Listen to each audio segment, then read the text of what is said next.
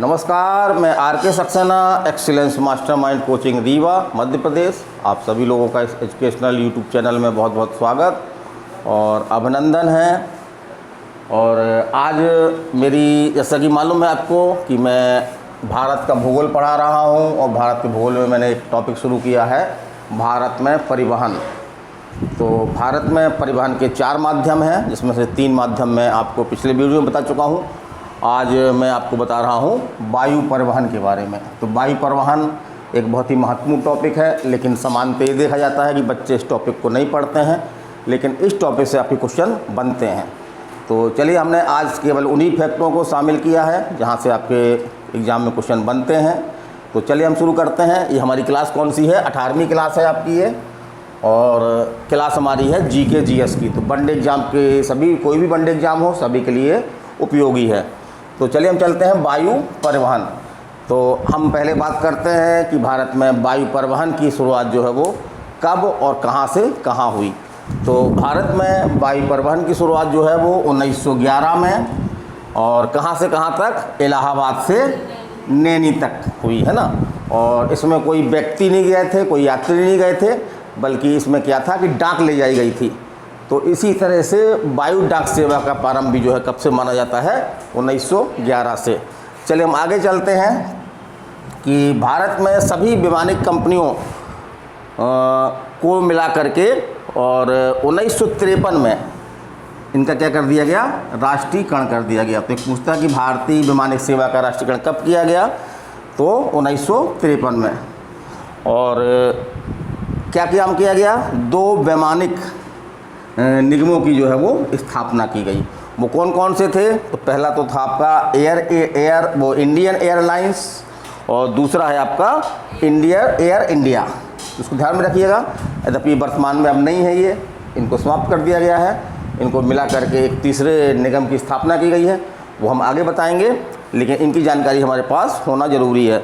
तो जो Indian airlines थी, तो ये जो है वो देश के अंदर और जो भारत के सीमावर्ती देश हैं उनमें विमान सेवा उपलब्ध करवाने के लिए इस निगम की स्थापना की गई थी। जो क्वेश्चन कभी पूछता है कि इंडियन एयरलाइंस की सेवा कहाँ तक है और एयर इंडिया की सेवा कहाँ तक है, तो इंडियन एयरलाइंस जो है वो केवल भारत के अंदर और जो सीमावर्ती राज्य जैसे पाकिस्तान है, अफ़गानिस्तान है, आपका बांग्लादेश है, तो इन राज्यों में जो है वो देशों में विमान सेवा उपलब्ध करवाती थी ये। फिर आपका दूसरा है आपका एयर इंडिया। तो एयर इंडिया जो है वो जो दूरवर्ती देश हैं, विदेश हैं ना, विदेशों में दूरवर्ती देश हैं, उनमें विमान सेवा उपलब्ध करवाने के लिए जो है वो एयर इंडिया की स्थापना की गई। चलिए हम आगे चलते हैं। एक वायुदूत सेवा की और स्थापना की गई, उसका नाम था वायुदूत। एक वैमानिक कंपनी और थी, इसकी स्थापना कब की गई आपकी? 1981 में। तो 1981 में वायुदूत नाम से एक और वैमानिक निगम की जो है वो स्थापना की गई। इसका बाद में जो है वो विलय कर दिया गया। तो किस में विलय कर दिया गया? ये क्वेश्चन आपके एग्जाम में आया है। तो किसमें? इंडियन एयरलाइंस में क्या कर दिया गया? विलय कर दिया, मतलब उसमें उसको मिला दिया गया। फिर चलिए हम आगे चलते हैं। 24 अगस्त 2007 को क्या किया गया? ये एग्ज़ाम डेट, आपका एग्ज़ाम की दृष्टि से डेट बहुत महत्वपूर्ण डेट है। 24 अगस्त 2007 को क्या किया गया? जो 2 विमान सेवाएं थी, इंडियन एयरलाइंस और एयर इंडिया, इन दोनों को क्या किया? मिला करके और एक नई कंपनी बनाई गई। वो क्या थी आपकी? NACIL। और चलिए इसका फुल फॉर्म देख लें हम। तो N से क्या है आपका? नेशनल है। A से आपका क्या है? एविएशन है।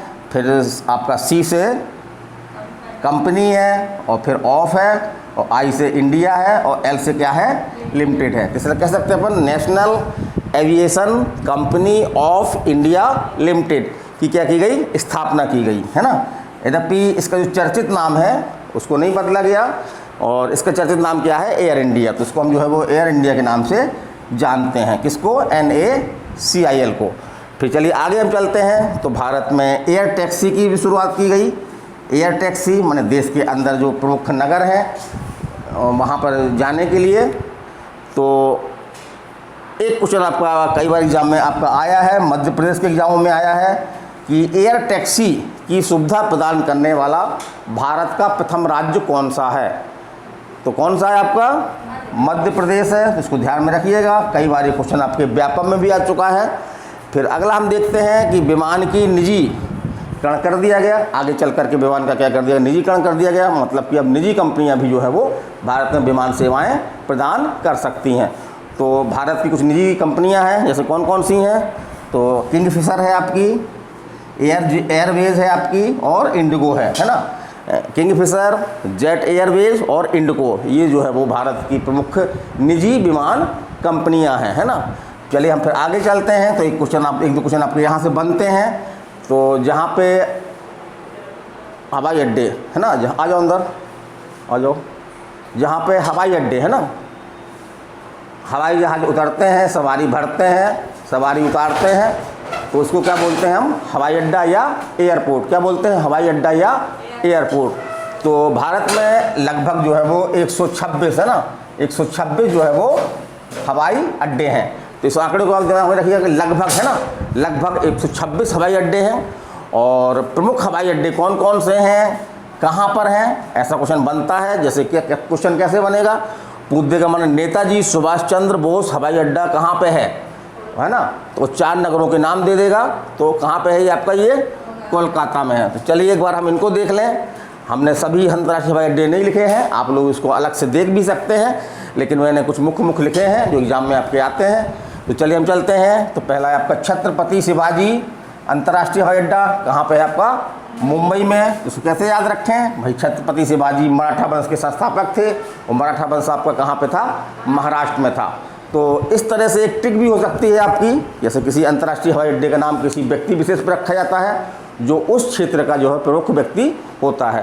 तो यदि आपसे कभी नहीं बन रहा है और किसी व्यक्ति के नाम पे अंतर्राष्ट्रीय हवाई अड्डे पूछा गया आपसे, तो आप उस व्यक्ति का क्षेत्र किस राज्य में है और उस राज्य का नगर कौन सा है, अगर नगर विकल्प में है तो हम उसको वो लगा सकते हैं और हमारा सही होने की पूरी संभावना रहती है। चलिए अगला देखते हैं हम। इंदिरा गांधी अंतर्राष्ट्रीय हवाई अड्डा कहाँ पे है? नई दिल्ली में। इंदिरा गांधी अंतर्राष्ट्रीय हवाई अड्डा नई दिल्ली। फिर है अन्ना अंतर्राष्ट्रीय हवाई अड्डा, कहाँ पे है आपका? चेन्नई में। फिर आपका नेताजी सुभाष चंद्र बोस अंतर्राष्ट्रीय हवाई अड्डा, तो नेताजी कहाँ के थे? पश्चिम बंगाल के थे, तो कहाँ पे है ये? कोलकाता में है। फिर सरदार वल्लभ भाई पटेल, तो ये आपके कहाँ के थे? गुजरात के थे, है ना। तो इनके नाम पे कहाँ पे है? अहमदाबाद में है। तो याद रखिएगा सरदार वल्लभ भाई पटेल अंतर्राष्ट्रीय हवाई अड्डा कहाँ पे है? अहमदाबाद में है। फिर अगला हम देखते हैं बाबा साहब अम्बेडकर अंतर्राष्ट्रीय हवाई अड्डा। बाबा साहेब अम्बेडकर अंतर्राष्ट्रीय हवाई अड्डा कहाँ पे है आपका? नागपुर में है। फिर देवी अहिल्याबाई होलकर अंतर्राष्ट्रीय हवाई अड्डा कहाँ पे है आपका? ये इंदौर में है और मध्य प्रदेश का सबसे बड़ा है ये। यद्यपि मध्य प्रदेश में इंदौर और भोपाल के बीच में जो है वो एक अंतर्राष्ट्रीय हवाई अड्डा बनाए जाने की भी योजना है, और यदि ये बन जाता है तो ये केवल मध्य प्रदेश का नहीं बल्कि भारत का सबसे बड़ा अंतर्राष्ट्रीय हवाई अड्डा होगा ये। तो अभी तो खैर ये देखें हम, तो देवी अहिल्या कहाँ है आपका? इंदौर में है, सबसे बड़ा है मध्य प्रदेश का ये। और राजा भोज अंतर्राष्ट्रीय हवाई अड्डा ये कहाँ पे है? भोपाल में। तो राजा भोज अंतर्राष्ट्रीय हवाई अड्डा तो मध्य प्रदेश में हैं दोनों ये। और एक चीज़ याद रख लें कि मध्य प्रदेश के ये अंतर्राष्ट्रीय हवाई अड्डे हैं, है ना।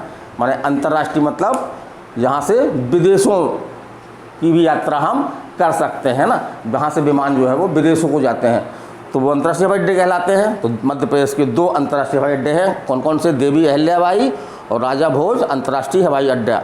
फिर आपके मध्य प्रदेश में कुल 5 हवाई अड्डे हैं, तो हमने 2 बता दिया आपका कहाँ कहाँ है। इंदौर में है, भोपाल में है, तीसरा आपका कहाँ पे है? जबलपुर, चौथा आपका गुजरात और 5वां आपका खजुराहो, है ना।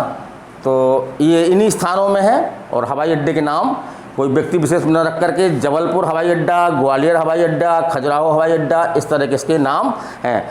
चलिए आगे हम चलते हैं। वीर सावरकर, है ना। तो वीर सावरकर अंतर्राष्ट्रीय हवाई अड्डा कहाँ पे है आपका?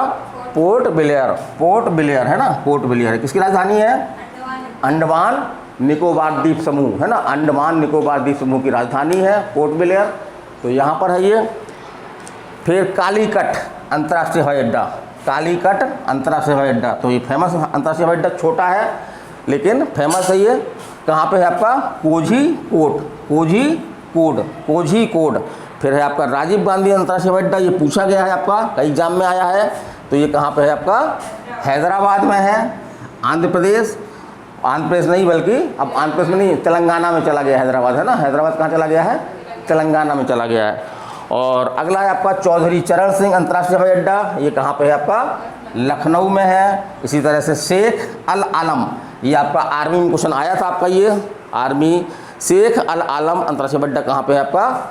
श्रीलंका में है। फिर इसी तरह से लाल बहादुर शास्त्री अंतर्राष्ट्रीय हवाई अड्डा, तो लाल बहादुर शास्त्री कहाँ पे है? वाराणसी, इसको बनारसी बोल सकते हैं अपन, है ना। बनारस या वाराणसी एक ही है। तो मेरी ये छोटी सी क्लास थी, इसमें बताया मैंने वायु परिवहन। और हमारी कल की क्लास बहुत ही महत्वपूर्ण होने वाली है, क्योंकि उसमें हम जो है वो भारत की जनगणना के बारे में बताने वाले हैं। और जनगणना से आपके 1-2 क्वेश्चन ज़रूर बनते हैं, है ना। उसको आप देखिएगा और अच्छी लगे तो उसको शेयर करिए, सब्सक्राइब करिए। चलिए फिर मिलते हैं, नमस्कार, धन्यवाद।